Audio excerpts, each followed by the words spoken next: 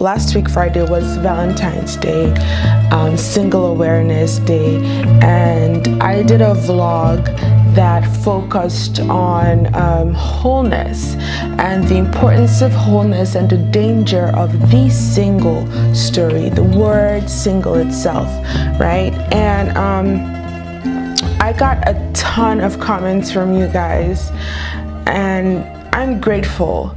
But I realized that every day or every time I come on and I look at my old videos, my old vlogs, and I see how, I give of myself. I do a lot of research. I share deep knowledge from my heart space, things that I've learned recently, things that I grew up knowing already, even as a child, and just sharing these things with you guys and giving of myself so fully and as honestly as I can. And I forget sometimes how much I learn from you, how much you give back to me in ways that you don't even know, right? And I'm so grateful for it. What sparked this midweek video is a comment I received from one of you. And it's so interesting because I took a screenshot of the comment because something inside of me said, he's gonna delete this comment. I could feel it because I've gotten comments like that are really from a place of pure vulnerability, and I didn't know how to respond at the moment. I was literally almost in tears. I was overwhelmed with emotion. I know the word empath is overused, so I don't even know if I'm an empath or not, but it hit me, and a lot of things like this really hit me, and I really feel it different, or maybe the same as you might feel it. And I said, I'm going to take my time and respond to him because I really want him to know that I value his opinion. I understand where he's coming from, although I cannot fully understand because I don't sit in his shoes, but the empathy is there. I get it, I feel it, and I want to respond with the utmost understanding and the utmost respect to the best of my ability. I don't want to make any assumptions. I'm going to give this to the best of my ability, and please, as you receive it, be kind to me, knowing that I don't know you fully well, but I really want this to help you in any way it can, and other people who feel the same way, who don't have your courage and your bravery to talk about this, right? I'm gonna read the comment, but I'm not gonna mention your name, don't worry. I'm gonna call you Ali, all right? I'm going to call you Ali. So Ali left a comment.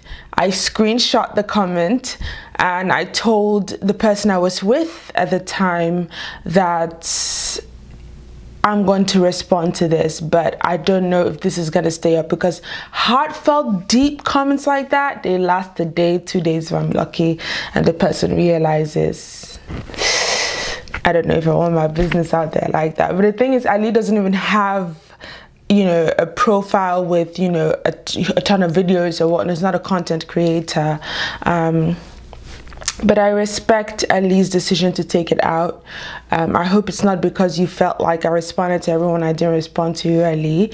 I want you to know that I heard you. And so here we go. I'm going to read the comment without any further ado. You're quite obviously very physically attractive. As a short, bald, facially unfortunate man myself, I have discovered the hard way that modern day life is very harsh for men who are below average in looks and in height. In my case, for example, I have not been on even a single date in over 7 years, and I place the blame squarely upon my extremely unattractive physical appearance, which is the exact opposite of what women are looking for in a man. The sad truth is that some of us are depressed and lonely due to being far too physically unattractive to be able to experience intimate relationships. So are destined to be single, alone, and unwanted, despite whatever else we may have going on for us. There's only so much failure and rejection that one can take before they come to understand that we are simply not good enough due to factors entirely beyond our control. There's no doubt that all aspects of life are significantly enhanced by being in a loving romantic partnership. So those of us who are forced into being perpetually single and alone are, unfortunately, I guess I should have been firm in my knowledge that this would definitely have been deleted, because there's a small part that is, missing, and it looks like I didn't screenshot that as well. I would have had to have 2 screenshots, and I don't have 2 screenshots. So that is what Ali wrote. Like I said in the beginning, his name is not Ali, but for the sake of this, and because of the fact that he deleted it, I'm not going to put his name out there, because he deleted it for a reason. Now, if he makes another comment, then we can address it, but we're going to call him Ali for the sake of the video. So this brings me to the title and the topic of today. I'm too ugly to be loved.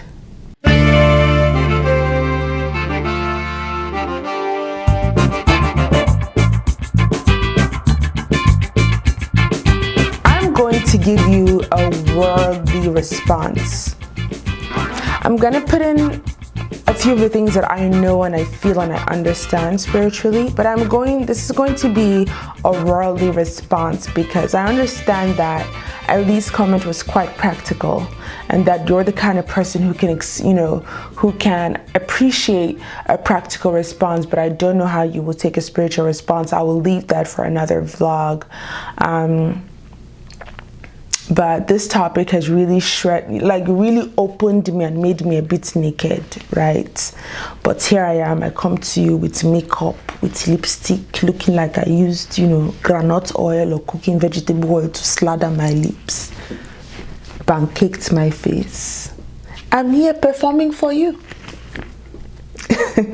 I am talking about a topic that is related to ugliness, physical unattractiveness, and I come to you with, looking like I do take care of myself, looking like I care about the way I look, made up, hair in a bun, looking decent. I came back from work and I literally washed my face and took care of my physical appearance before coming on camera.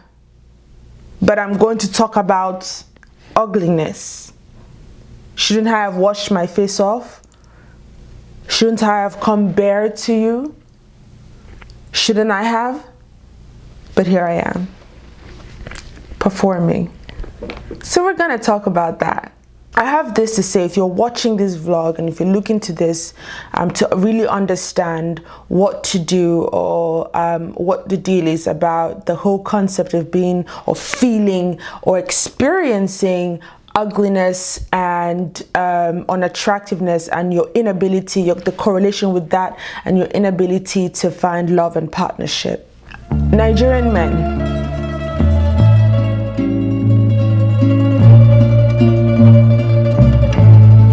I'm going to use Nigerian men for one.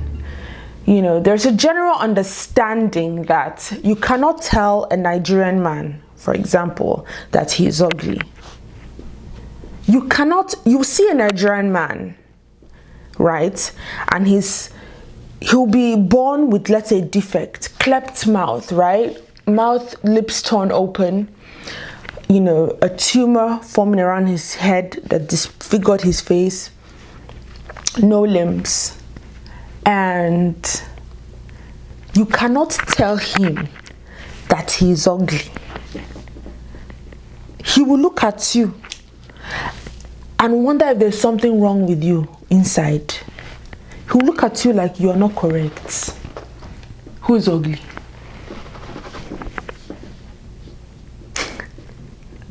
Who is ugly? Me, Emi, Emeka, Emi, Tola, and me, fashola, me, ugly. It's impossible. And it's a cultural thing, right? Because I say Nigerian men. It's a cultural thing because you're taught to be, it's a society where machismo, right, to a certain level is so important that nothing should bring you down, especially in public. You should King Kong, beat your chest, you are a man. Walk like a man, talk like a man. Look up, chin up like a man. Go out there, find money like a man. Screw your wife like a man. Marry a wife like a man. You're a man. You can do it. I'm telling you, even if he didn't have a manhood, an instrument, marry a wife like a man. Do this and that. Do this and that. You're a man. You know? Anything you say goes. This is how Nigerian mothers empower their sons. I don't know what they're telling their daughters, but this is how they empower their sons from birth, from the moment the baby cries, from the moment the boy child cries. Whether the boy has legs, no legs, 1 eye, 10 eyes, no eye, same thing across the board. And it's taught me a lot about so-called physical unattractiveness. And all this has taught me that, and I understand where you're coming from when you say that I am an attractive woman. So can I even really relate? Can I even really relate? And I've done a lot of introspection, but we'll get there. But I wanted to start off with the Nigerian man example and the cultural aspect of, you know, how a man should carry themselves, whether ugly or not. Now with women it's a whole different thing, so we're not going to go there. We're going to still, because you're a man, I want to also make sure that you can relate to the message that I'm trying to put out there about ugliness and inability to partner. All of this boils down to what we spoke about in the initial video that you watched, right, on partnership. An elaborated version of self-love. But I spoke about this in terms of eros love, which is romantic love. Now I'm going to talk about self-love. I'll really dig into that. Self-love. Philautia. Philautia. We're going to talk about philautia. Self-love. Okay? And when I say this, please don't roll your eyes. Don't think of the generic explanations or whatever that you've heard. Or maybe you've heard this. The philautia type of love, self-love. What is self-love? Putting it simply, it's self-respect. Love is respect. Love is discipline. When you self-love, when you self-respect, you take yourself seriously, not in a way that you bash yourself or you're not kind to yourself, you don't forgive yourself, you're unkind and all that to yourself, but it's a deep respect for self. Now you may ask, okay, Chichi, what does deep respect for self and self-love have to do with the fact that every day I look into the mirror, I damn near scream or I say, God, it wasn't that serious. What did I ever do to you? Why did my mother have to meet my father? Why did my mother have to choose that man? Why did my mother have to procreate? Why wasn't I just like, why didn't I just, die at birth? Like, this is not that serious. Like, I don't want to be here. I don't want to exist like this. Every day you wake up and you're like, I don't like this. You then never want to look at a mirror. What does it have to do with that and how I navigate myself in this world and the fact that nobody wants to have sex with me, nobody wants to have physical relations with me. In fact, they're repulsed, they look away from me. What the hell does this have to do with anything? And what makes you think I do not love myself? You're right. You're right. You're right. What does self-love got to do with it? When you deeply respect yourself, a lot of other things come much easier and natural. A lot of things just flow. I don't want to go too deep in the spiritual realm, but when you respect yourself, when you respect self, a lot of magic naturally happens. When you respect oneself, you form some sort of agreement with self. An unshakable agreement with self that you will give to self, you will value self, you will nourish self, because your number one priority is to make sure that no matter what happens, that thing called dignity, that thing called deep respect and value of self is paramount to you. When you get to that level, when you are at that level, acceptance, which is one of the most difficult things, people don't like to talk about this. Acceptance comes easier. What do I mean? I'm not telling you, and this is where I'm saying the worldly advice comes in, I'm not telling you to walk around saying, oh my God, you know, there's no such thing as ugly. I'm so beautiful. You know, my heart is pure. My skin is melanin. You know, it's just perspective, and no child is ugly and we're all beautiful. I mean, in essence and in truth and scientifically and physically, there's really no such thing as so-called ugly and beautiful. Ugly and beautiful are the same thing. Right? They are polar ends of the same thing. It's like love and hate is the same thing. I'm a reflection of you, a reflection of me. We are one and the same. Okay? Myself and someone, you know, with no arms on a wheelchair and, you know, protruding eyes and protruding horns coming out and teeth that grow from their nose hair outside, you know, we're the same thing. We are polar ends of one and the same thing, one and the same concept. So it's a little bit laughable, but in the physical world we're in, this thing called truth can be incredibly frightening. Which is why a lot of people are very afraid of going and pushing towards their higher self, their God selves, their spiritual selves. When like they remove all this rubbish they've been taught about morality and lakes of hell and all these constrictions that hold you down and all the deep-rooted fears that hold you back. There's a reason why a lot of people don't allow themselves, even subconsciously, don't allow themselves to shed those things, because really they are a shield. They are a nice, soft, cushioned pillow, a nice place to lay their heads on and rest. They're a cushion in life, right? Because it doesn't expose you to the reality, the truth, which for a lot of people is so difficult to accept. So society teaches you all these concepts of, you know, what's beautiful and what's not. And it's not just in the sense of darkness and light and black, the concept of black and the concept of white and whatnot. It's not just that, it's also in the phenotypes it teaches you to love.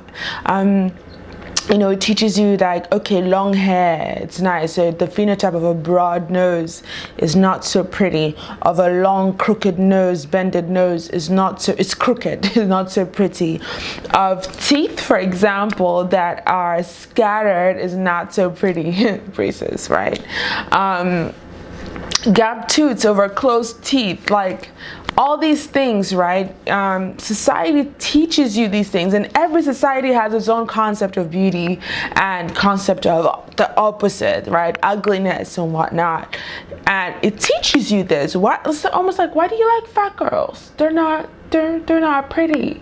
Why do you like skinny girls? They're too bony. Why do you like thick girls? It's a little ghetto. Like, society teaches you, like, no, maybe go for the light skinned girl. Oh no, maybe go for the dark skinned girl, because, you know, black power.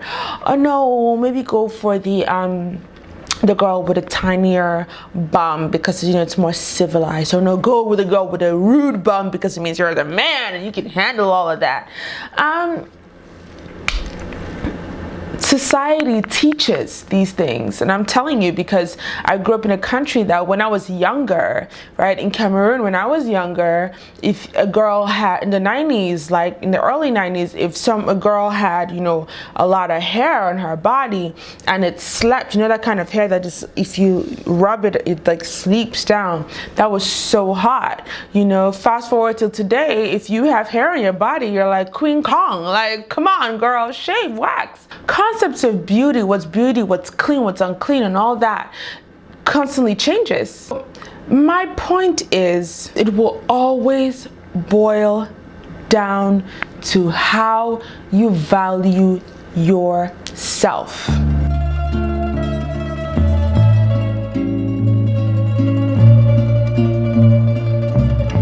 I agree with you that there are people who are unattractive and physically ugly. I'm not going to sugarcoat. I'm going to be honest.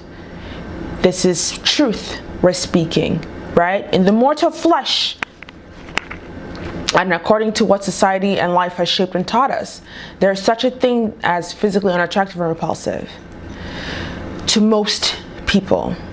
Not all, because it's impossible. To most people, not all people. Not all people, mark my words, most. And the power with that is being pushed on a daily to do what is requires a godlike state to do, pushing you spiritually and physically to accept.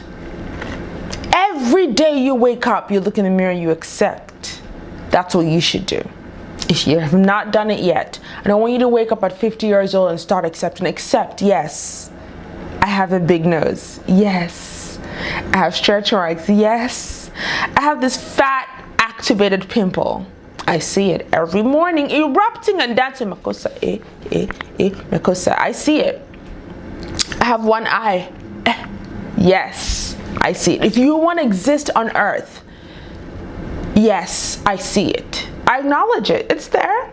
Hi. Hey, you. I see it. In the flesh. I see it. And I know my value. I know my value. I know what I bring to the table. I accept myself fully. I am capable of accepting myself fully. And I'm telling you right now, Ali, and any other person watching, it takes for a lot of people a godlike state to accept this without killing themselves, literally. You have survived how many years on earth? Waking up every morning and looking at yourself in the mirror and then knowing, and everybody around you running when they see you in horror. Maybe you're not even that physically unattractive. Oh, there's physically unattractive. Okay. Maybe you're not even that physically unattractive, or maybe you are. Maybe you are. There are people who people see and run. Do you understand that, Ali? I'm not going to have you compare yourself to anyone else, but I'm going to say this. The power is in daily constant acceptance. You are forced to constantly, it's open to you every day. You're going to accept, you're going to accept, you're going to accept.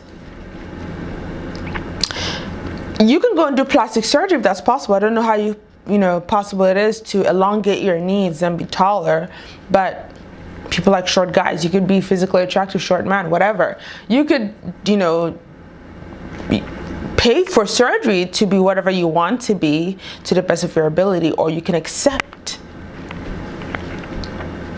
The power is in the acceptance. That is the power. I cannot tell you I'm there. No. Because I shared a secret with you. I have to work to that level, to that state, something that is given freely to you, because we all perform, right? You might see me physically attractive or whatever, and you think, oh, I just walk through life and I can do the self-love thing, because eventually when I reach my best self or my wholeness, I'll find a partner or whatever. But you know me, I have never gone on a date. I've never done this. I'm not mocking you. I completely respect and acknowledge where you're coming from, because I feel and I deep it. I get it. But I'm telling you, there's such a thing called acceptance, and it's a difference between us who perform every day as if, or physically, gorgeous people, beautiful people who you think, oh, they go on dates. There are a lot of beautiful people who have never been told, hey, you want to go on a date with me? Never. For decades, they don't even know what it feels like to be like, go on a date with me. Someone who you would consider physically attractive. I've had friends like that. In college, have never been kissed. In college, have never known love. Beautiful people, I consider them highly physically attractive. Never known love. I've also seen incredibly what I consider unattractive people being happy, fulfilling, amazing relationships. And I'm just like, wow, what about me? Everyone has a power. Everyone has something they have to offer. For some people, if it's not being physically attractive, maybe they're incredibly intelligent, smart. They have the power to hone other things, the focus to hone other things, because they know, like, okay, I'm not physically attractive, but I'm great at math, I'm great at science, I'm academically brilliant, or I'm street smart. I can make money and stand on my money. We all have our superpowers. We all have things that we're great at. We all have things that work for us, right? Oratory, maybe you have the gift of oratory, the gift of healing, or whatever. It could be anything that you can do well. You focus on that and you be the best at that, to the best of your ability. But most importantly, forget all that. Accepting yourself. When you accept yourself, when you accept self, then every morning you can wake up to, you ugly, you're this, you're that. Yeah. I know it. I see it. And I value myself. I will give to myself. I will take care of myself. With my no leg having self, I will go to the gym every day. I will eat well every day. I will nourish my soul every day. I will nourish my intellect every day. Oh, I will cake my face, because I love to do that every day. I agree. I am ugly. And I value myself. And I highly respect myself. So I will never disrespect myself by, allowing you to give me less. Like, I'm ugly. And I respect myself. So no. I will not allow you to give me less love. I will not allow you to disrespect me. I will not allow you to lie to me and I smile in your face and, suffer your presence. For what? I'm ugly and I value myself deeply. And let me tell you something. The fact is, people are not out here attracted to, beautiful people with low self-esteem. Yeah, maybe to stick it in and to keep it moving. People are not desperate to build wealth and partnership with, beautiful people who just have nothing else to offer but their beauty. Maybe to procreate. Yeah, sure, you have that value. Maybe.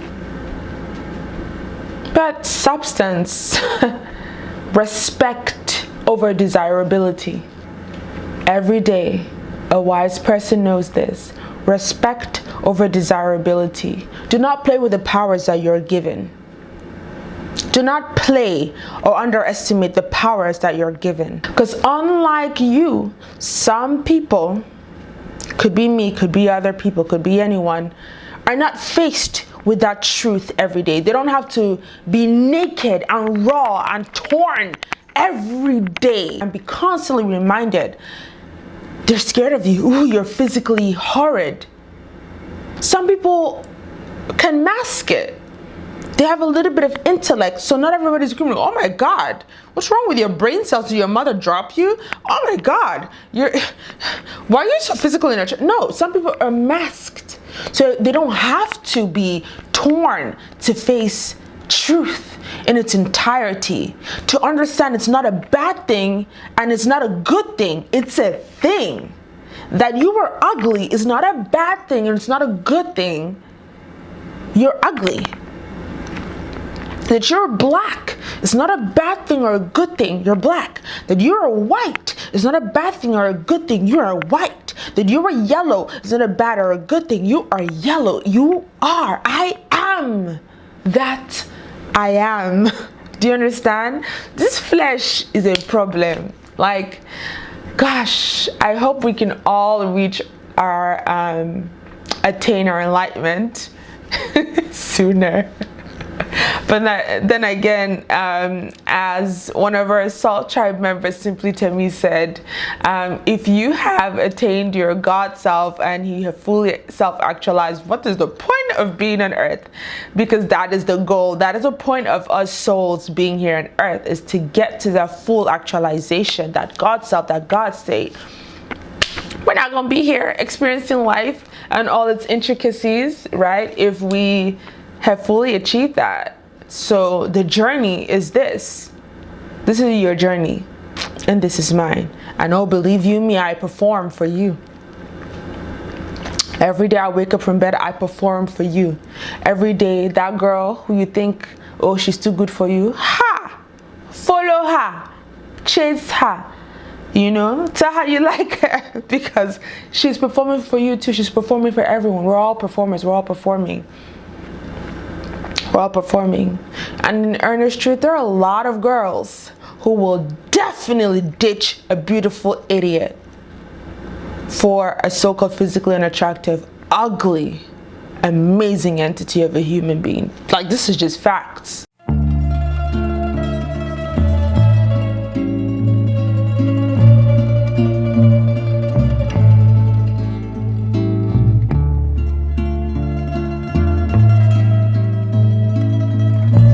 I mean, the internet is full of examples.